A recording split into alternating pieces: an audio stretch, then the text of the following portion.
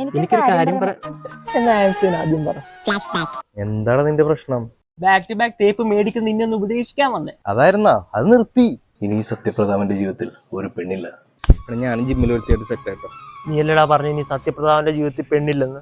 ഞാനൊരാണാണെന്ന് കരുതിയിട്ടാണ് കമ്പനി ആയത്. വന്നു നിനക്ക് ആണിനെയും പെണ്ണിനെയും തിരിച്ചറിയാൻ പറ്റുന്ന അവസ്ഥ ഇല്ലടം മാറി. ആ മുടിയും കട്ട് ചെയ്ത് മാസ്ക് ഒക്കെ ഇട്ട് വർക്കൗട്ട് ചെയ്ത് കഴിഞ്ഞാൽ ഞാൻ എങ്ങനെ മനസ്സിലാക്കാനാടാ? പിന്നെ നെഞ്ചൊക്കെ തള്ളിയൊക്കെ കണ്ടപ്പോ ഞാൻ വിചാരിച്ച ചെസ്റ്റ് ആണെന്ന്. നല്ലതാ എടാ, നീ ഇനിയും പെമ്പിളാതെ പറയാൻ നടക്കും.